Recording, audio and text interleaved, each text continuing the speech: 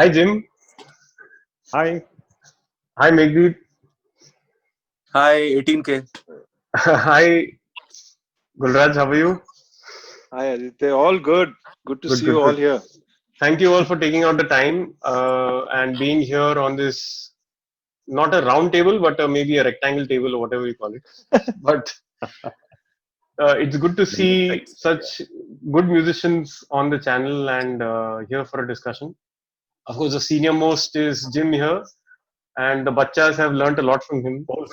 Seriously, Oh, yes. Jim, The oldest. I'm one of your The biggest oldest. fan. I've always one of your biggest Oh fan. my God. Really, I'm flattered. I've You always guys told are you that. extremely talented and awesome, man. Grown way. Come on.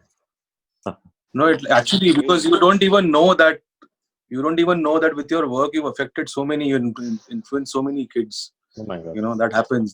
Yeah, yeah. Thank you. Especially being behind the Thank you. scenes, people don't know who they are listening to That is true. That in is true. reality. No, at least early 90s till say around maybe 2005 or so, there was hardly any credits given, no? So nobody knew who was behind Yeah. these songs or Yeah. background.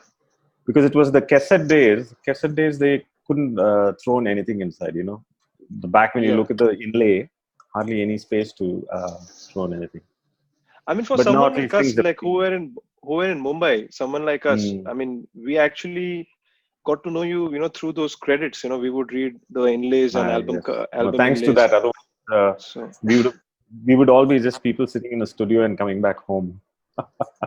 So early days, it was a challenge definitely because imagine ripple, you go man, to all stuff. you Really. try to explain I do music production.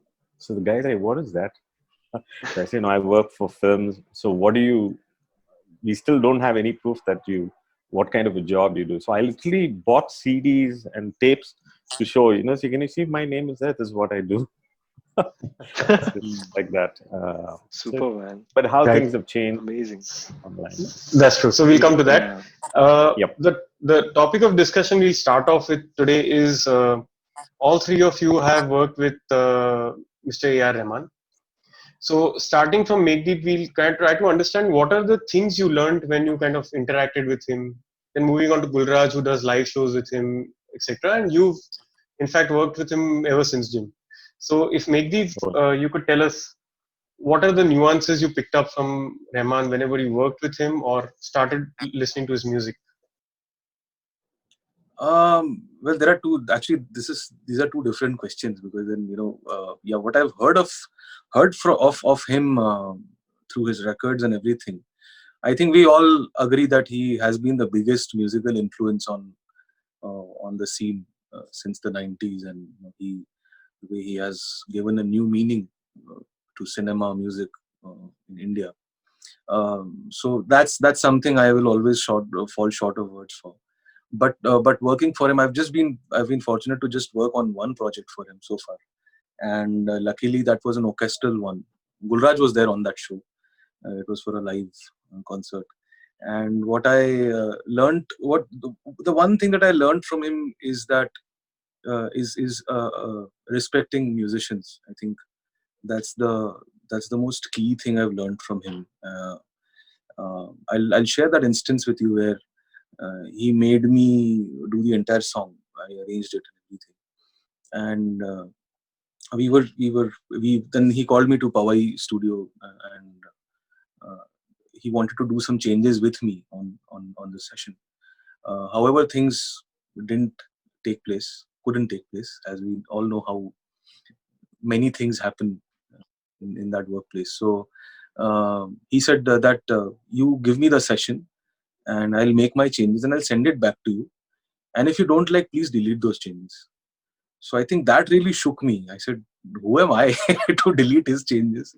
Or, but then the kind of faith he puts up in musicians and, his very, his the most important thing that struck me was his collaborative spirit, where he respects the ideas of others, and he accepts whatever comes on the table, and he has certain reservations to the brief, but then he is very liberal when it comes to music, and that's what struck me, that letting your own self expand enough to accept the ideas of others, and I think he has given such great music because of this very quality, in my opinion, in my belief, that he has been very collaborative and very respectful for music. Nice. Gulraj, your experiences with him in Yeah. terms of working live or in the studio, any good things that you've learned, which you also would like to incorporate in Yeah. yourself, if you would share those. Sure. So I would actually continue from where actually everything that Meghdeep spoke is something I've also experienced, and actually we can talk on this really long, Yeah. but few things, things that immediately come to me is one is uh, the best thing about him is if he's kind of got you to do something, there's something that he's kind of liked about your work, and he really wants you to pour in your personality in that piece of work. So I remember one instance, he called me to Chennai to work on a song, to produce a song, and there was a session that was given to me, and I generally, frankly, I actually like to work from scratch, because for me that's easier, rather than building up on something. I mean, there are times when you have to do it, but I am more comfortable personally to start something, right from the beginning, and initial foundation stages. So I had this session, and I was, I was just going through it, and I'm like, he came in the room, and I just asked him, like, sir, is it okay if I change a few things? And he said that he change everything. That's the idea, to have you. And that's something, is so amazing. Like, he just gives you the free hand, and then obviously, after you have done your thing, he'll have his own thing. He'll take what you've done, and then he will sit over it, and all of us, like, make the gym, you will experience. Then he does his own thing, his own magic, and he builds over it. But the best is this whole thing about how he gives you the free hand, um uh, put yourself and to just express yourself so honestly, and it's like he just he won't really put you through any filter. Maybe he'll give you some basic brief, but he just wants you to pour in yourself into it. So that's something, in the studio. And obviously, as Meghdeep said, he with all the experience, he's A.R. Rahman, and he's, with all the great catalog of work he's done, his profile, when you work with him, he just makes you feel so comfortable. And yes, that spirit of him, respecting musicians, is amazing, and it's very humbling. Apart from the studio work, gigs, like when we do shows, and there are times when I've seen, in the gigs we are trying to fix something. And a lot of times, there's one thing I've observed about him is, he will want to make things work at that moment. Like, for example, sometimes, we are, stage is like, there's some, like, say 15 musicians, or maybe at times 50 musicians, and there are dances, a lot of things going on, and suddenly one thing might not be working. But I've seen he's got that thing, let's make it happen right now. So he'll stop everything, which is something I've really learned from, like, what you're doing is do it now. This is the moment, you just get it fixed and you move on, which I've seen. Like, he's at times, he's, the whole rehearsal is stopped. It could be one small thing, but the point is, let's get it sorted. Let's get to the core of it and sort it out. So that thing, and in a way, it represents his nature of detailing. And I mean, we have heard all that in his music. And I think, in the shows, like, I think he's got that, so much of that, that humble nature of, he makes sure that everyone, on the stage gets their spot. And it's very sweet of him. He's like, I mean, I feel this, that when we are gigging, when we are playing on the stage, he's there in the center of the stage. He's kind of, watching all over us, kind of, like a father figure, taking care of us and giving us the spot wherever, whenever possible. So yeah, these are just a few things. I mean, rest, as I mentioned, we can keep talking on it, but it's Right. Right. amazing, and it's a never-ending learning curve. I'm sure. While to get work with him. I'm Yeah. sure. So, Jim, viewers can watch your video Yeah. you've done separately on your journey.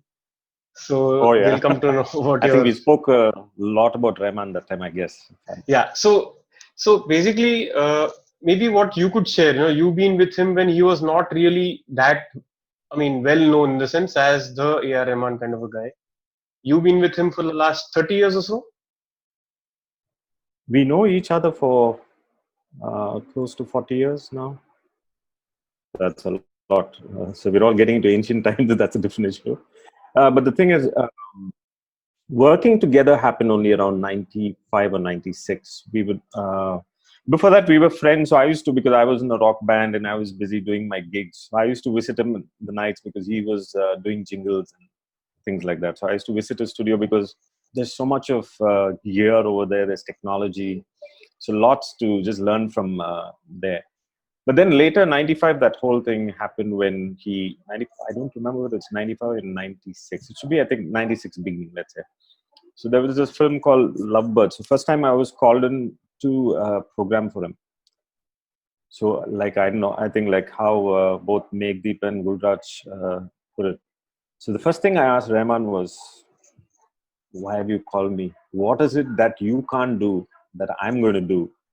You know, like for me, he's one of the best music producers I've ever seen. The way he works, and I've seen him from the hardware days all the way through to what is there now. And every time he touches the computer or any, he's very excited about it. You know, that excitement and that zeal really makes him very different.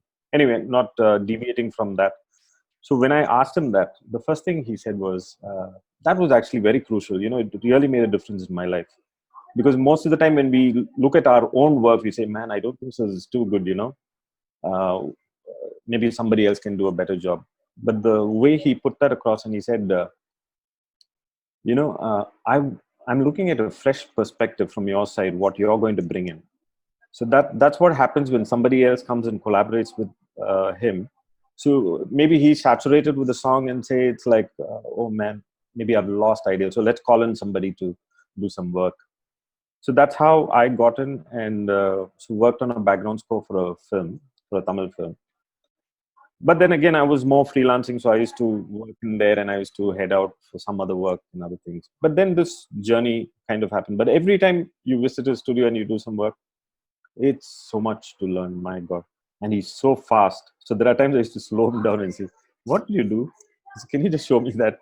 So then he's very excited, you know, and then he shows things. And especially with gear, if you, so we read so much of, and in those days, again, sorry, most of the time I'm running back in time, because when we go back in time, there was no internet, there was no, so whatever we see, let's say now everybody is tuned into, wow, this is the latest gear we have. In those days, latest gear, you need to go buy a magazine and look through, wow, what is this? But then you go to Rahman's place, it's lying in one corner. I said, oh wow, that's the real instrument out there, you know. So we saw the Triton when it just came out.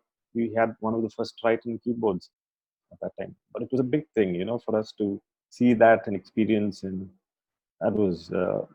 And then he, like you said, music excites him, and it's something, anything. When even when he gives a brief for a song, he might say, okay, you know, just treat it like this. He might give you a very small gist of things. But then when you program something, and then when he comes in and listens to it, and he says some elements in that triggers, and he says, wow, this is nice, this is very interesting. And he's very straight in his thing, and he says if he doesn't like something, oh no, this one, you know, because there are times I also tend to throw in a little bit of jazzy chords. So recently one song also we did for a film, I really enjoyed that chord, but that hit a wrong chord with him. So he says, oh no, that, so you know. So then when the edit came back to me again, that chord was removed, so it went back to the original what he had played. So like that. And then let's say with plugins, that's another thing which, because I'm not a guy who, I just take a sound and use it the way it is. Each patch on your Logic has so much of plugins filled, and he just throws in something or the other. So the sound gets changed all the time, you know, and it's constantly evolving. So you might say, man, I have the same patch, but it sounds different here. How is that possible? You might have thrown in one phaser on it, or a distortion, or, you know, so lots of things. So that trigger which happens, you know, so I think that is really awesome, especially when you hear somebody else's work and I say, wow, so you get an idea out of that. So I think, I'm sure that's happened with both you guys also when you work with them, because he waits for that one little trigger to happen, and he's like, wow, that's exciting, you know, let's go in this mode. So so that way, very clear cut in his approach to things. I still remember you sitting with one of the biggest directors out there. So let's not go names right now. So you were sitting there. So I was called in for a song as usual. So sitting there, I'm waiting for the brief. I think he had just picked up the continuum, the first one, the big keyboard, the Haken. So you check this out, and he started playing. He started playing. He was so excited, and he was showing, check this out, check that out. See, now he's forgotten that there's a director who's come and he's spending time with him and he's supposed to give it. He's forgot that now. Man, it's musician time. So suddenly when you go into tech talk, he'll forget everything he's talking to you, and So it also eases his tension also, I think, in a different way. I look at it like that because he's also, pressurized in terms of like director sitting there, one more director sitting there. So these kind of things gives him, and this has happened from his young days. He's very excited about any little thing which he could do. So even the hardware sequences, when he started off, there are certain things which he did was like, you really have to stop him and say, what was that? What did you do? Yeah, this one, you just press this, do this, and it's there. So it's like, that same zeal and that enthusiasm is there even now. So which I think, so that's what it's all about, the music. I always keep repeating this line, So if this technology, oh man, this excites me, I can use it in my music.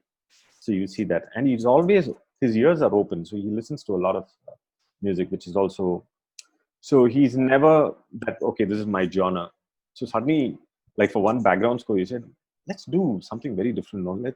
Because that guy is supposed to be a villain in the film. So let's do what do you call that? Growl, no? What did they call that? I don't know what genre of music. So yeah, that low death metal kind of thing. So he said, can you make a track? So I said, okay, fine, we'll make a track. And he said, no, I have this friend who's a director. He's very good. He's got a band in Mumbai, and they do this kind of death metal music. So we got that guy to sing, and it's part of the background score. But imagine from the audience point of view, it's like, man, I've never heard this before. So see how it connects, good or bad, but it's something different, something different which you bring to the. So he's always into that. So it can be even a simple thing, but how to make that interesting within that. So that I think is very crucial. Right. Thanks for that information, Jim. So, like all of us, all of you have worked on background scores with various music composers. Uh, do you think that because people like A.R. Rahman get the privilege of having 2 months, 3 months, 4 months to compose a background, you are working not under stress and you can, play around with these plugins, like you said, or you can, experiment with sound. Whereas when somebody comes and tells you, boss, 15 din mein khatam karo background, yeah, finish the song in 2 days, how do you, as music producers, take that pressure with other composers or wherever there is a lack of time? If you all could just, kind of share some light on that. Meghdeep? Why me? Am I haven't known to have urgent tracks? You haven't spoken for a long time. I think pressure is something that brings the best out of us, and I think we all artists, I think are more than artists, we all are procrastinators. We'll always say, kal karenge. It's like that. At least I am that way. I would want to chill, watch a Marvel movie or something like that, and take care of the work tomorrow. But I think it's the pressure, it's the work pressure and the deadlines that I think keep us on our toes, and I think that is a real test. That is a real examination of our skills and how well we can churn out something yet give something new. So I think it's both an exercise as well as an advantage and a boon. So I think working under pressure has to be an exercise. I think it's not just it shouldn't be just one-off thing, but I think it should happen regularly to us, because then that will help us to continuously derive things that we've not done before, and it will help us to think faster. That it has happened with me in my case, that every time there has to be a song done within 2 days, those songs have turned out better and rather more commercially viable than the songs I've finished in 20 days or a month. And same goes for scores, I think, because it's basically the whole process of writing is definitely, and because we tend to then depend more on the technology, when it comes to deadline pressures, we tend to find we are pushed to find things that could reduce our efforts to shape a filter action or create a gate or anything that will, so that usually ends up ends us up into having, finding more newer plugins in the market, and what could give me a faster gate, or what could create this effect, so I think it's a cycle. And I think it's, definitely for scores we definitely need time, but then there are certain commercial films that have to be cracked off within 7 days, 10 days, 15 days. And I think it's good both the ways. It's good, it's fun. So Gulraj, how do you handle pressure when you have to kind of deliver fast and you have to come back with some ideas? Actually, the pressure times is actually in a way like the testing times. Like for example, a lot of times, when you have some spare time, or projects when you have a lot of time, so you are constantly trying to learn, figure out new things, and maybe see how this plugin works, or maybe trying to figure out how your DAW has some hidden features and all that. So these are the times when you're actually put to use all of them. And I have, as Meghdeep said, even I have experienced that the like some of I feel some of the stuff that I've done with less time, there has been it's been really come up, either it was received really well, people connected really well, it's in some ways come up really beautifully, and you know did well for whatever it was meant. Because I believe the reason being, since there's not much of time, you're not really thinking about trying to find out something or get too analytical about your work. There is a sense of truth, it's all flowing, and you're just putting it down, because there are times when you don't really have the time, to think about what else can I do, can I try a different beat. So there's that true musician in you, which is actually uh, kind of communicating with you, and you're just putting it down. And as I said, I mean, as Meghdeep actually said, that it's great to be in both the situations, because when you have the time, then you get to try out new things and get in more details and stuff like that. And also you are spending time in learning and sharpening your skills.